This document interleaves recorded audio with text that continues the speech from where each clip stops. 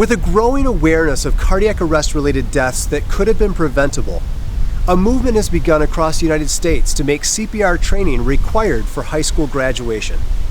As of May 2014, 18 states have enacted some form of legislation that makes CPR training a requirement for graduation. Today we had the opportunity to speak with Liz, a student from a Minnesota high school who took the Pro Training Student CPR program, but later would be called upon to use what she had learned the following summer.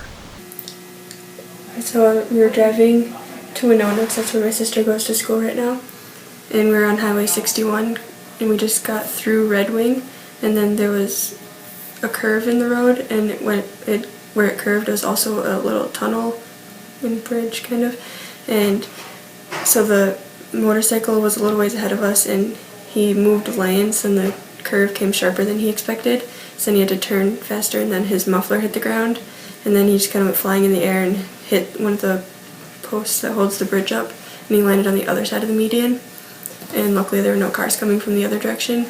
And then there was another motorcycler, and they knew each other, but they weren't riding together, and so they stopped before we got there, but we still saw it happen. They were just a little bit ahead of us. So then he went over there, and he didn't know what to do. He was just, "Randy, are you okay?" and not really doing anything, and he just called Randy's wife to tell her what happened, but he wasn't calling any emergency vehicles. So then my sister ended up calling 911, and she didn't know where we were. So then she gave the phone to my mom. She didn't know where we were either, so we just told them that we're under a bridge, and we could see, I think it was a red building, and then the people were like, "Oh, I know exactly where you were." So then they came, and then we ran over there, and because I know Mr. Davis said that most likely you're never going to have to use CPR, and if you do, it'll probably be on a close friend or family. So then I was like, wait, am I actually going to need to use it? And then I was like, "Stephanie, do we need to go do CPR?" And she's like, "Yes, what are you thinking? Go over there." So then we ran over there, and we're like, "Okay, we're both certified in CPR, we can do it." And he's like, "Okay, go ahead and do it." So then we forgot to check for a pulse, but he was showing no signs of life. So I started compressions, and I did 30 of them. And then if I had to, I was going to do 2 breaths, but then he started moaning and his eyes were starting to move.